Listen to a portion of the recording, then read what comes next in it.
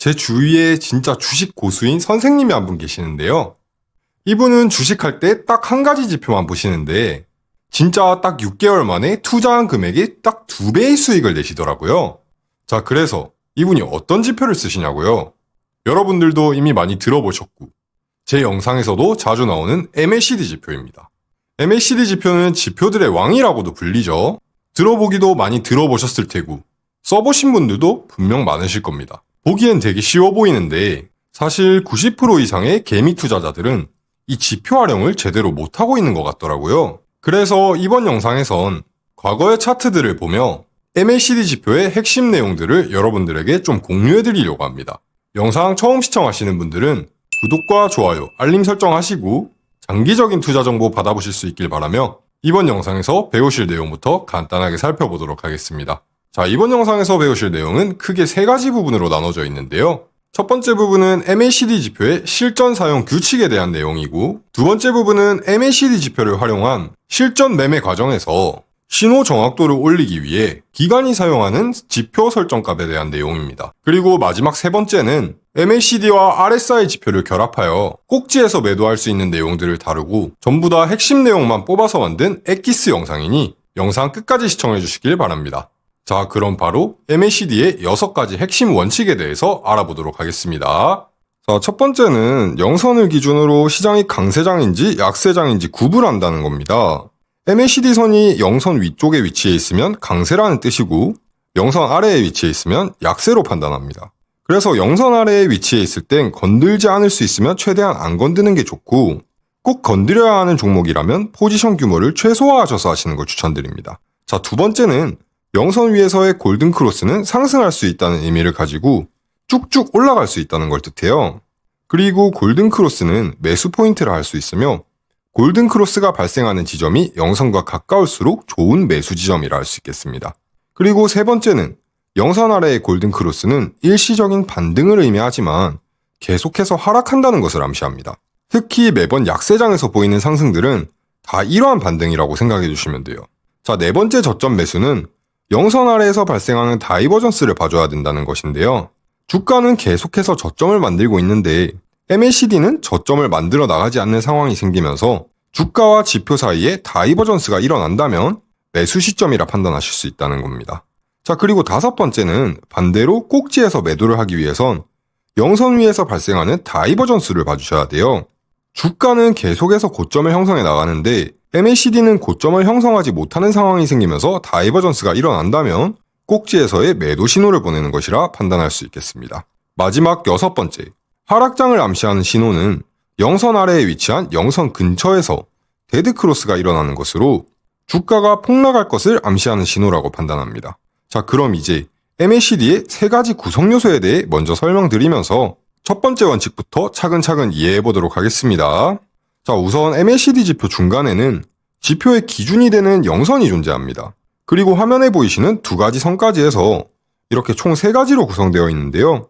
색깔은 HTS나 MTS에서 설정하시는 거에 맞게 다 제각각이긴 하나 제가 가져온 이 지표에서는 이 빨간 선이 MACD의 패스트 선을 뜻하고 초록선은 슬로우 선을 뜻합니다. 두 선이 영선 위쪽에 위치하고 있으면 비교적 안전한 강세 구간이라 판단할 수 있고 반대로 두 선이 영선 아래에 위치하고 있다면 투자를 했을 때 손실을 보기 쉬운 구간이라고 생각해 주시면 됩니다. 제가 아까 시작 부분에서 영선 아래는 약세장이라고 말씀을 드렸었죠. 자, 그럼 구체적인 예시를 보면서 설명을 드릴게요. 자, 처음으로 보실 차트는 테슬라의 2022년 7월 말부터 12월 말까지의 차트입니다. 딱 보시면 테슬라가 계속해서 저점을 낮춰가고 있는 모습을 보실 수 있는데 화면에 제가 선을 딱 하나 그어봤습니다. 이날을 시작으로 흰색의 패스트 선과 노란색 슬로우 선이 영선 아래에 위치하면서 주가가 계속해서 하락장을 이어간 차트가 보입니다. 자, 그리고 구간 사이사이마다 살짝 반등한 모습을 보여주긴 하지만 이런 약세장에서는 잠깐 돈을 벌 수 있다 하더라도 영선 아래에서 계속 투자를 하다 보면 결국 돈을 잃을 수밖에 없기 때문에 제가 아까 처음으로 말씀드렸던 원칙처럼 건들지 않을 수 있으면 최대한 안 건드는 게 낫다고 할 수 있겠고 이런 흐름에서는 아무리 노력한다 해도 돈을 벌 수 없기 때문에 종목을 잘 선택하는 것이 투자를 하는 과정에서 노력보다 몇 배는 더 중요하다고 할 수 있겠습니다. 자, 다른 차트도 한번 보실게요. 이건 2022년 3월 중순부터 12월 중순까지 넷플릭스의 차트인데요. 여기서도 마찬가지로 흰선으로 기준점을 그려드렸는데 흰선을 기준으로 MACD 지표의 왼쪽 부분을 보시면 지표의 두 선, 패스트 선과 슬로우 선이 0선 아래에 꽤 오랜 시간 머무르고 있는 모습을 보입니다. 0선 아래에 있으면 약세장에 있다고 판단을 할 수 있는데 또 이렇게 생각하시는 분들도 계실 거예요. 뭐 뒤에 상승한 흐름이 다 보이니까 이 낮은 구간 아무 데서나 샀어도 이득이라고 말하시는 분들 계실 텐데 이렇게 가려놓고 보면 이런 변동성이 강한 종목에서 여러분들은 계속 들고 있으실 수 있을 것 같나요? 보통 사람들은 진짜 못 견딥니다. 더군다나 이렇게 높은 주가에서 떨어져 내려온 걸 보면 더더욱이요. 자, 그래서 다시 뒤에 움직임을 보시면 이 흰선을 그려놓은 날부터 패스트 선과 슬로우 선이 둘 다 0선 위로 올라온 것을 확인하실 수 있어요. 0선 위는 비교적 안전한 강세 구간을 의미한다고 했었죠. 그래서 돈을 쉽게 벌 수 있게 됩니다. 그리고 그 뒤를 보시면 조정이 들어오더라도 계속해서 고점을 높여가면서 상승 추세를 유지하고 있는 모습을 보실 수 있습니다. 자, 이게 바로 주식 투자를 하면서 필수로 알고 계셔야 할 투자의 출발점이라고 할 수 있겠습니다. 그리고 또한 리스크 관리의 한 부분, 이 종목이 위험 구간에 있는지 안전한 구간에 있는지, 즉 약세장인지 강세장인지 판단할 수 있는 기준점이 된다고 알고 계시면 되겠습니다. 자, 그럼 다음 두 번째 원칙은 어떤 모습으로 나타나는지 보겠습니다. 방금 첫 번째 원칙을 들으셔서 아시겠지만 0선 위에서 나타나는 골든 크로스는 일반적으로 매수점이라 할 수 있어요. 그리고 이게 그냥 또 교차하기만 하면 되는 게 아니에요. 이 빨간 패스트 선이 슬로우 선을 위쪽으로 돌파해야 골든 크로스라고 할 수 있습니다. 그리고 또 지표를 보시면 총 4개의 골든 크로스가 0선 위쪽에서 발생한 모습이 확인되기 때문에 이런 골든 크로스가 발생한 지점을 안전한 매수 지점이라 판단할 수 있게 되는 거예요. 그리고 여기서 제일 중요한 부분은 0선 위에서의 골든 크로스는 매수 포인트라고 할 수 있고 골든 크로스가 0선 근처에서 발생할수록 좋다고 했는데 제가 왜 이렇게 말하는 걸까요? 그 이유는 만약 두 선이 0선과 가까운 위치에 있다면 이전에 받은 주가의 조정이 비교적 큰 조정을 받았다거나 조정의 기간이 충분했기 때문이라 할 수 있겠습니다. 그리고 화면의 세 번째 골든 크로스의 매수 포인트를 보시면 장대 음봉을 만들고 골든 크로스가 발생한 이후에 급격한 상승을 보였었지만 사실 완벽한 매수 포인트라고는 할 수 없어요. 제일 좋은 매수 포인트는 주가가 비교적 낮은 가격에 위치해 있을 때가 좋겠죠. 리스크가 그렇게 많지 않으니까요. 그래서 여기서 제일 좋은 매수 포인트는 화면에 보이시는 제일 첫 번째 골든 크로스가 발생한 지점이라 할 수 있겠습니다. 왜냐하면 앞쪽에 이미 충분히 긴 시간의 조정을 받았다고 할 수 있고 조정의 폭 또한 상당히 깊은 수준을 보여줬으며 0선에 근접한 0선 윗부분에서 발생한 골든 크로스이기 때문입니다. 자, 그럼 좀 더 명확한 예시를 보여드릴게요. 이건 테슬라의 2021년 6월부터 10월 말까지의 차트이고 차트를 보시면 알겠지만 230달러 부근에서 350달러 부근까지 미친 듯한 상승을 보여줬던 구간이라 할 수 있습니다. 자, 그리고 제 영상을 보시는 분들 중에 단기로 투자를 하시는 분들이 꽤 있으실 거예요.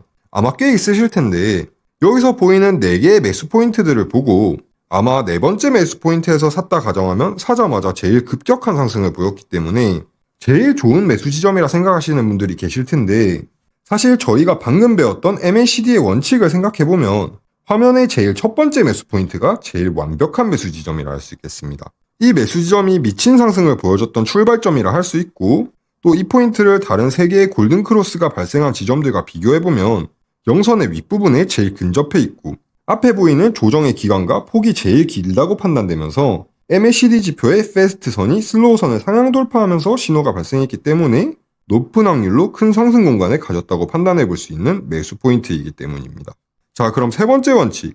0선 아래에서의 골든 크로스는 일시적인 반등을 보이지만 주가가 계속 하락한다는 것을 암시합니다. 왜 이렇게 보느냐? 왜냐하면 0선 아래는 시장이 하락장에 있다고 판단할 수 있고 만약 0선 아래에서 골든 크로스가 일어나는 것은 위험한 반등 신호라고 해석하기 때문입니다. 그리고 이 반등의 폭은 얼마나 클지 또 얼마나 작을지는 아무도 알 수가 없어요. 자, 그럼 여러분들 또 이렇게 생각하실 수도 있어요. 아, 그럼 0선 아래에서 골든 크로스가 일어나면 저점에서 무조건 반등하겠네? 그럼 단기 수익 보고 빠져야지? 이렇게 생각하실 수도 있는데 여기서 되게 유명한 주식 속담이 하나 있습니다. 반등이 예상되는 지점에선 주가가 크게 반등할 수도 있고 그리고 또 작게 반등할 수도 있지만 어쩌면 반등을 안 할 수도 있다. 그래서 화면에 보이시는 첫 번째부터 네 번째 4개의 골든크로스는 다 반등하는 모습을 보여줬지만 어쩌면 반등을 하지 않고 바로 더 하락하는 모습을 보였을 수도 있다는 거예요.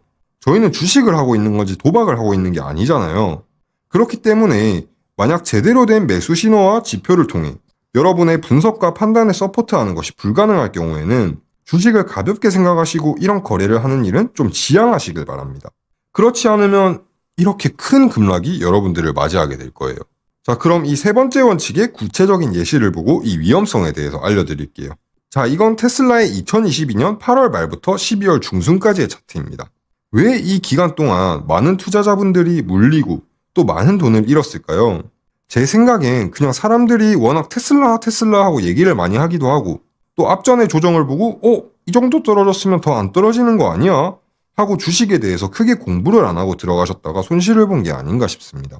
자, 그래서 영상 아래에서 발생했던 두 골든크로스의 움직임을 보시면 살짝 반등하는 모습을 보여주긴 했었지만 반등의 폭과 하락하는 폭을 보시면 한눈에 그 힘이 다르다는 걸 느끼실 수 있을 테고 하락하는 기간이 상당히 길기 때문에 영상 아래에서 골든크로스가 발생하는 종목은 눈길도 주지 마시길 바랍니다.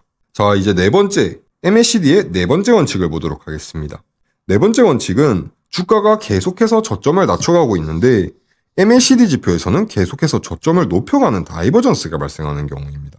일반적으로 하락의 끝자락, 후반부에서 나타나는 양상이라 할 수 있겠고 화면에 보이시는 하락 구간에 보시면 표면적으로만 봤을 땐 계속해서 더 하락할 것 같은 움직임을 보이지만 실상은 매도 세력의 힘이 많이 약해졌다고 판단할 수 있습니다. 자, 왜 이렇게 말할 수 있느냐? 아래의 MACD 지표와 비교해서 보시면 주가는 계속 하락하고 있는데 MACD 지표의 패스트선과 슬로우선이 더 이상 저점을 낮추지 않고 살금살금 계속해서 상승하며 다이버전스가 일어나고 있기 때문이에요. 그래서 만약 이런 상황이 보이는데 또 저점 매수를 하고 싶어요. 그러면 포지션 규모를 좀 작게 해서 분할 매수하는 식으로 가주시면 될 것 같습니다. 근데 또 신호가 나오긴 했지만 주가에 영향을 미치는 다른 간접적인 요소들도 있기 때문에 더 이상 하락하지 않고 갑자기 상승한다는 보장도 없습니다. 그래서 원래 저점 매수를 한다는 것 자체가 리스크를 좀 지니고 있는 것이기 때문에 이런 신호를 보고 매수를 고려 중이시라면 큰 시장의 움직임과 매수하실 종목의 중요 지지선과 저항선 그리고 또 다른 종합적인 요소들과 함께 분석 및 체크해 주신 뒤 소량으로 매수해 주시는 걸 추천드립니다. 그리고 이렇게 해야 투자의 정확도를 올리는 게 도움이 돼요. 자, 다섯 번째 원칙은 주가는 계속해서 고점을 높여가는데 MACD 지표는 고점을 계속해서 낮춰가면서 일어나는 다이버전스예요.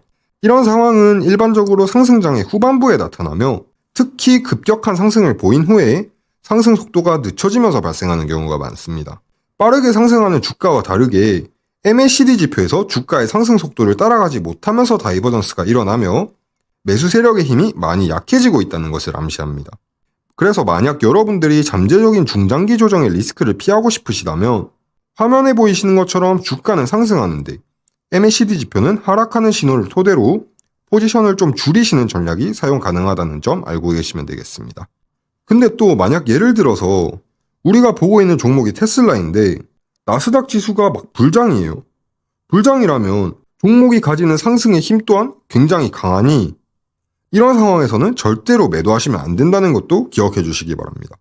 진짜 강한 힘을 가진 우량주들은 이런 다이버전스가 나타나더라도 해봤자 작은 조정만 받고 다시 올라가거나 그냥 다이버전스 무시해버리고 신고가를 갱신하는 경우가 많기 때문에 다이버전스를 보고 판단하시는 경우에는 네 번째 원칙에서도 말씀드렸지만 시장의 움직임, 그리고 핵심 지지선과 저항선, 또 거래량 등등 다양한 요소들을 종합적으로 보고 판단하시는 것을 추천드립니다. 자, 그럼 이제 네 번째와 다섯 번째의 구체적인 예시를 보면서 설명 다시 한번 드리도록 할게요. 자, 이건 2022년 6월 중순부터 11월 중순까지의 모더나의 차트입니다. 당시 코로나로 인해서 시장의 힘이 되게 약했었기 때문에 이때의 흐름은 저점에서 꽤 큰 폭의 변동이 주를 이루고 있습니다. 그리고 이 차트에서 방금 말씀드린 네 번째와 다섯 번째의 구체적인 예시가 아주 명확하게 나타나고 있어요. 자, 차트의 시작부터 해서 보시면 연속해서 강한 힘으로 상승하는 모습을 보여주다가 조정을 한번 받으면서 다시 상승하는 모습을 보여줍니다.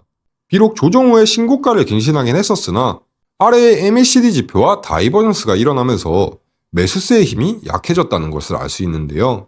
그래서 여기 이 구간, 다이버전스가 시작되는 구간을 위험 구간이라 판단할 수 있고, 신호가 나타남과 동시에 분할 매도를 해주셔도 좋고, 보유한 포지션의 매도를 전부 매도해주셔도 괜찮다고 판단할 수 있습니다. 자, 그리고 포지션의 매도 규모는 여러분의 평단가에 맞게 정해진 답이 없기에 개인의 평단가에 맞게 결정해서 매도해 주셔야 한다는 점, 이것도 알고 계시면 되겠습니다. 자, 그렇게 신고가를 찍고 난 뒤 큰 폭의 하락을 맞이하게 되는데요. 그리고 이전의 고점까지 쭉 내려오는 모습을 보여주는데, 그 밑을 보시면 MACD의 패스트선이 머리를 치켜들고 위로 상승하는 다이버전스를 일으키게 됩니다. 그럼 뭐라고 판단할 수 있다 했죠? 이런 상황은 하락세가 감소하여 저점 매수 신호를 보내는 것이라 할 수 있다 했습니다. 자, 그래서 이 포인트, 아래 꼬리가 되게 길게 나와 있는 이 캔들에서부터 작은 포지션으로 진입하시는 것을 고려해 보실 수 있게 되는 거예요. 그리고 이 캔들의 저점 부분을 손절가로 설정하시고 조금씩 찍먹하듯이 매수해 보시면 되겠죠. 자, 다음은 마지막 원칙, 6번째 원칙을 보도록 하겠습니다. 실전 트레이딩을 하는 과정에서 만약 시장이 약세장에 있는 상태라면 패스트선과 슬로우선이 웬만하면 영선 위에 위치해 있지 않습니다. 그리고 아래를 보시면 이때 영선 아래에서 골든크로스가 일어나면서 나쁘지 않은 수준의 반등이 일어나면서 두 선을 영선과 되게 가깝게 만들어내는 모습을 보이긴 하는데요. 결국엔 영선 위로 올라가지 못하고 다시 가라앉는 모습을 보입니다.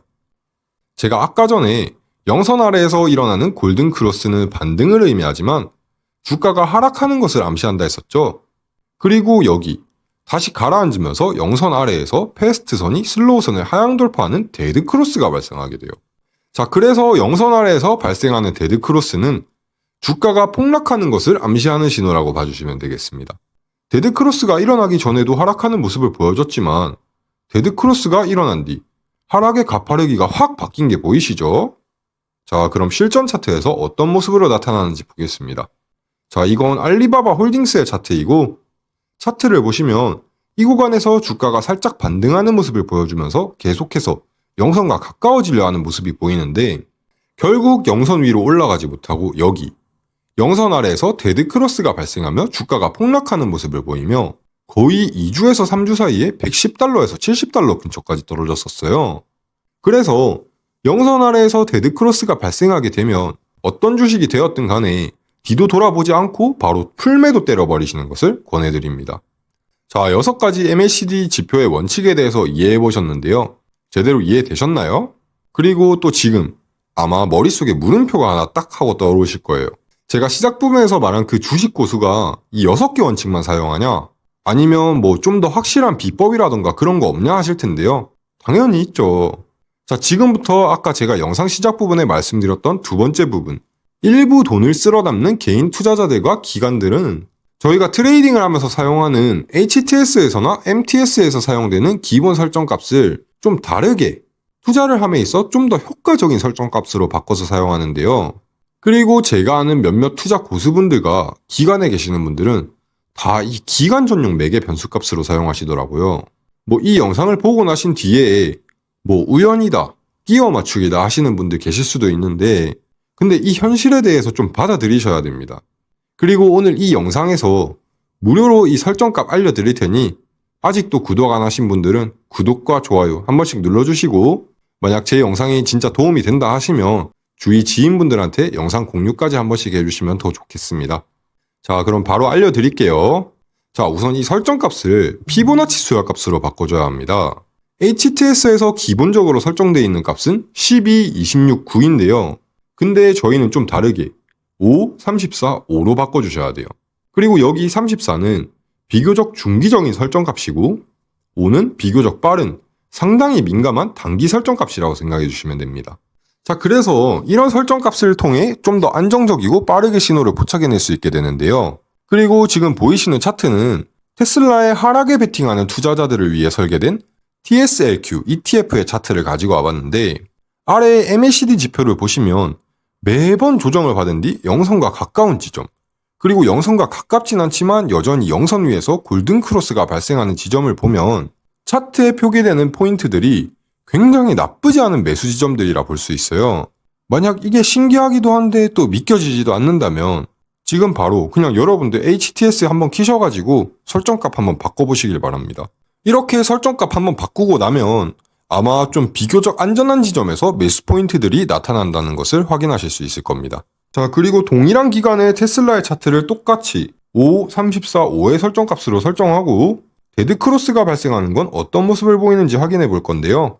자, 첫 번째로 보실 포인트는 영선 위에서 발생한 데드크로스인데요. 만약 여기서 바로 풀매도를 때려버리셨다면 뒤에 있을 손실을 바로 피하실 수도 있었다고 시간이 지나서야 좀 이렇게 말해볼 수 있겠고, 자, 그리고 두 번째 포인트를 보시면 이건 영선 아래에서 데드크로스가 일어난 모습을 보이는데요. 아까 여섯 번째 원칙, 이럴 때는 어떻게 하라고 했었죠? 그냥 뒤도 돌아보지도 않고 바로 풀매도 때려야 한다 했습니다. 어떤가요? 좀 되게 안정적이기도 하면서 민감하게 신호를 보내서 굉장히 활용도가 높다는 생각 안 드시나요? 자, 그리고 마지막으로 주식 고수가 사용한다는 MACD와 RSI를 결합한 꼭지에서 매도할 수 있는 매매 전략으로 MACD 지표는 방금 알려드렸던 것처럼 똑같이 설정값을 5, 34, 5로 설정해 주시면 되고 RSI 또한 기관이 사용하는 설정값으로 바꿔주신 뒤 매도 포인트를 잡아주셔야 돼요. 자, 그럼 RSI를 통해서 어떻게 매도점을 잡아내느냐? 우선 RSI 지표와 주가의 관계에 대해서 이해를 하셔야 되는데 주가가 이 부분처럼 확 상승해서 위험 구간에 진입하게 되면 일반적으로 RSI 지표에 두 가지 패턴이 나타나게 됩니다. 첫 번째는 주가와 비슷하게 상승하는 각도가 가파르게 나타나면서 지표의 기준값 75를 상승 돌파한 뒤 다시 하락으로 75를 돌파하는 모습을 보여줍니다. 그럼 이때 75를 하락 돌파할 때가 제일 베스트 매도 시점이 되고 또 두 번째 패턴은 무엇이냐? 주가 상승의 폭이 그렇게 크지 않고 상승의 기간이 그렇게 길지 않다면 이때는 RSI 지표에서 75에 굉장히 근접하려는 모습을 보이는가? 아니면 75를 살짝 터치하고 다시 하락하려는 모습이 보일 텐데 이때 하락하는 시점과 대응해서 보시면 두 번째, 세 번째 포인트가 전형적인 매도 시점이 된다는 것을 아실 수 있어요. 그리고 MACD와 RSI를 결합해서 보면 MACD 지표의 패스트 선이 RSI 지표가 머리를 꺾고 내려가는 시점과 대응하여 슬로우 선을 하향 돌파하면서 데드크로스가 발생하는 모습이 보이고 있고 주가 또한 꼭지에서 하락하는 양상을 보이게 돼요. 자, 그래서 이렇게 신호가 일치한다면 꼭지에서 매도를 해주시면 되고 신호 발생 후에 하락을 미리 회피할 수 있게 되는 거라 할 수 있겠습니다. 자, 어떠신가요? MACD 지표 이제 잘 활용하실 수 있겠죠? RSI 지표의 매개 변수값은 제가 다음 영상에서 알려드릴 테니 아직도 구독 안 하신 분들이 계시다면 구독과 좋아요, 알림 설정 한 번씩 부탁드리고 다음 영상에서 찾아뵙도록 하겠습니다. 미증시연구소의 최 선생이었습니다. 감사합니다.